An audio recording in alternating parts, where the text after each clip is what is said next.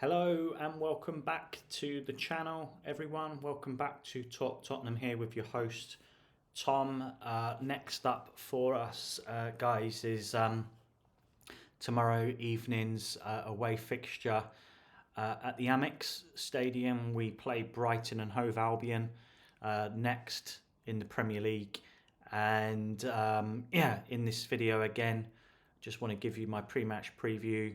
We'll be looking at a little bit of team news for the game. I'll be giving you a bit of a preview and also my score prediction as well.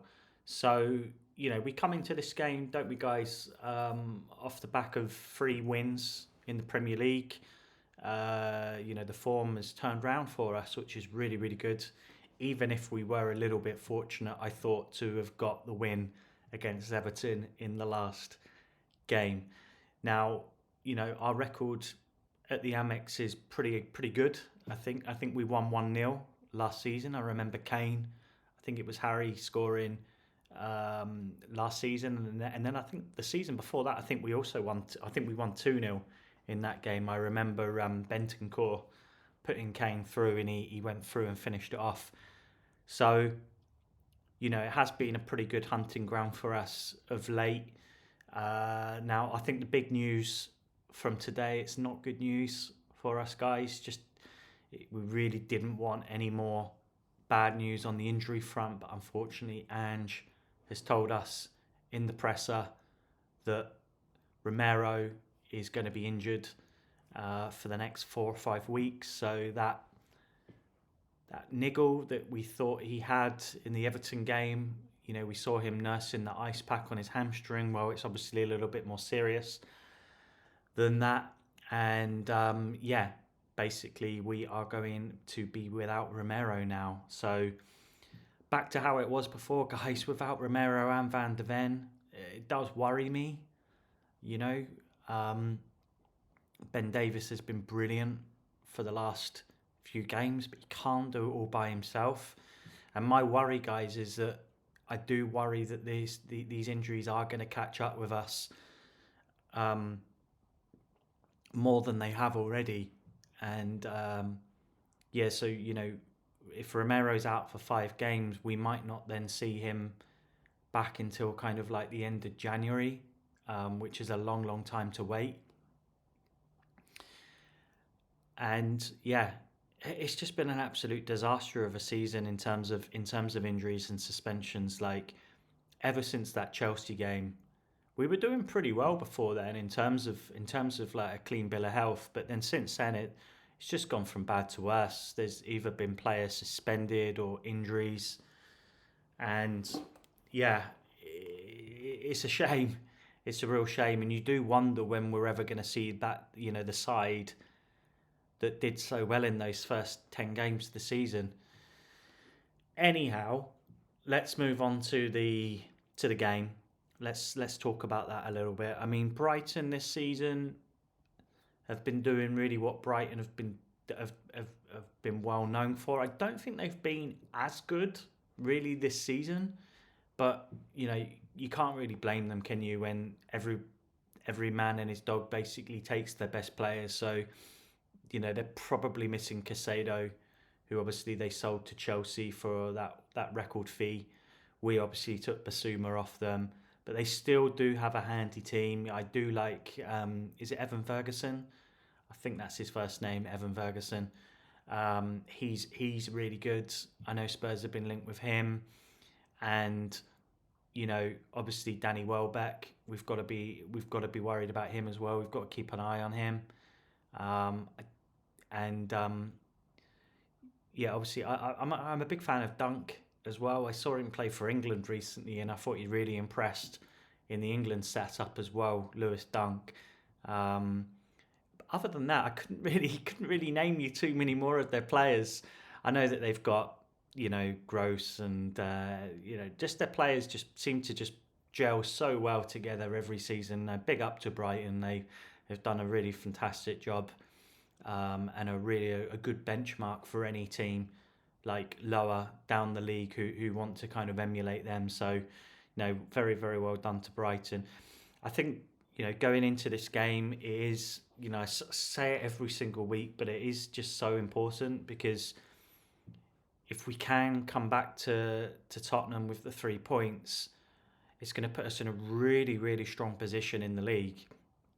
Obviously, Liverpool are out in front now on 42. We're on 36. Villa obviously dropped points, didn't they, last night against United? So I don't really quite know what to make of that result. I don't know if it's a good one for us or not, because somehow United are still breathing down our backs, and I can't believe that they're still there, but they are. Fair play to them, to be honest, for actually that second half performance. They did look good. So I don't think you can still count them out of the top 4 race either, unfortunately. It's going to be a bit of a scrap, I think. Hopefully top 5 if England get the other place. Let's move on then, guys, to the lineup for this game, because it is an interesting one. We do see a couple of players returning. So in goal, nothing more needs to be said apart from the man himself, Vicario. What a signing! What a signing Vicario's been. I'm just so, there's not really much more I can say about him. I wax lyrical about him after the Everton game, and we're going to need him though, I think, in this game, guys. I think Brighton are going to come at us, so we're going to need to stand up, and Vicario gives us that confidence. It will be. I did see somebody else talking about it as well, but we did seem to go a little bit longer as well in the Everton game, which was quite interesting. So everything I've seen of Spurs this season, we've been playing it short, out from the back. But without Romero back there, do we have the ability to keep playing it out from the back, or will we see us? Especially with Richie up top, will you see us go a little bit longer now? That would be quite an interesting one to see. Right back, no change there at all. Mr. Consistent Pedro Porro will play. Next to him, I'll go Ben Davis first. I'll go Ben Davis on the left side of the back two. Just so pleased for Ben. He's just had such a rough time from the fans, but rightly so, getting a lot of plaudits now, and he deserves it because he's been brilliant.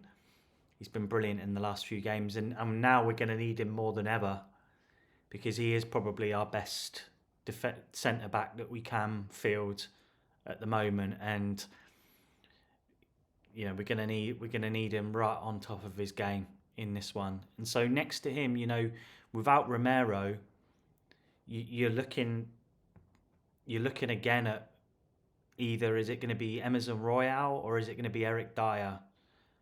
Ashley Phillips doesn't look like he's in the pecking order right now, so it's either between Emerson and Dyer. Now, I think it's a really tough one. It's a really, really tough one.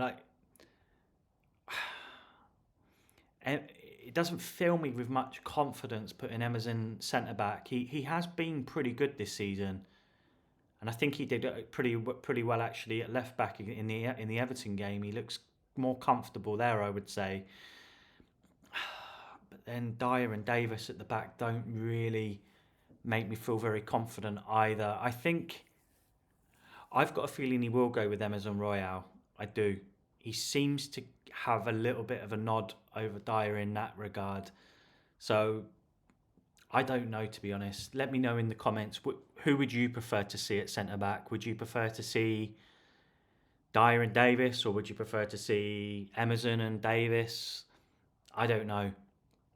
But for me, okay, I'll just give Emerson the nod, but there's not much in it. And then at left-back, Destiny, you doggy will come back in. We missed him, didn't we? We didn't see him in the Everton game. So, please, Destiny, if you're listening to this, which I'm sure you're not, try and stay clear of any more suspensions and yellow cards.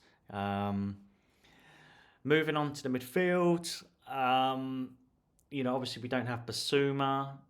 I don't know what's going on with Højbjerg. I don't know if he's off. There's a lot of rumours circling around. Skip got the nod in the last one. But obviously Pat Matasar will play. He'll start. He'll play in that in the first of that double pivot. I think we really look a lot better with him in the team, and he gets us going. And it was really good to see him back for Everton. Yeah, I mean, I said before the Everton game I would have put Gio next to him, but maybe Ange just doesn't see Lo Celso as a sitting midfielder. Maybe he sees him more as a number 8 we actually saw him in the City game. He was playing more advanced Lo Celso. So I don't know, or maybe it was just a case in the Everton game that he wasn't quite back to fitness and couldn't start a game.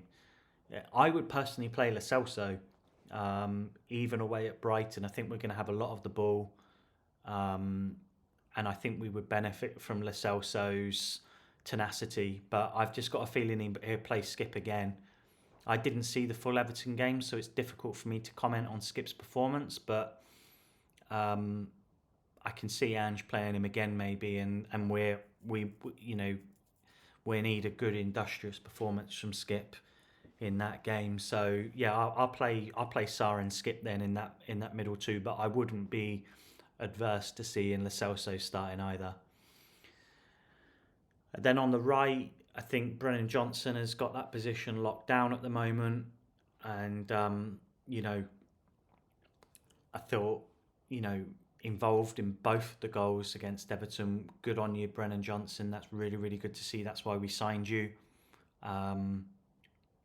Next to him, Kulu, who I think will again be looking to pick up those pockets of spaces, and I think we really need another. Some of Kulu's best performances I feel this season have been away from home, and so that's really, really good for us. I think we'll need Kulu in this game. On the left, Heung-min Son, who is, I think, playing some of the best football. So much better. We're seeing so much of a better Sonny than we did last season. I think he's already scored more goals, hasn't he? He's scored 11 now, whereas he only got 10 in the whole of last season. I remember Sonny's goal. Did he score against Brighton last season? I know, actually, I think he did, didn't he? Sonny scored that perler from the outside of the box, which went top corner. I think it was his 100th Tottenham goal or something like that. So yeah, if Sonny can bang in one like that again, that would be brilliant. We're gonna need him in this game though. We're gonna need him to kind of keep us up the pitch, and I really hope that Sonny can get in the score sheet in this one. And then up top, it's the man in form at the moment. I can't believe I'm saying that, to be honest, after all of his struggles over the last few couple of years, to be honest. But yeah, Richarlison has got 4 in 3, and yeah, it looks like a different player. It has to be said. Really looks like a different player, and it's great to see. And yeah, if he can score again in this game, wow, what a turnaround that would be. That would be absolutely brilliant. So that will be my lineup, guys. What do you think? Do you make any changes to that lineup? Are you confident with Sarr and Skip in the middle too? I don't know. I think it's got the potential there. We actually saw Sarr and Skip, didn't we, a couple of times last season. I remember they both started together at the San Siro. I remember in Italy, and they both put in a really, really good performance in that game. Both of them did, but I know Sarr got the plaudits, but Skip was excellent in that one as well. So they have played together before, and they have done well. And I think potentially, they could complement each other's game quite well. Skip is perhaps slightly more of the kind of the more of the player who would sit in that pivot and just pick up the ball from the back four, whereas Sarr probably has more of that license to get forward and drive us up the pitch. But they're both fairly similar players, I would say, or just in terms of how they play. I think Sarr's been much better than Skip this season, and is probably the better player. I just think that they can do a job together. And right now, I think Skip seems to have the nod over Højbjerg, which is interesting. Højbjerg's best performances this season have come off the bench. Let's move forward then, guys, to the score prediction in this game. I think it's a really, really hard one to call. I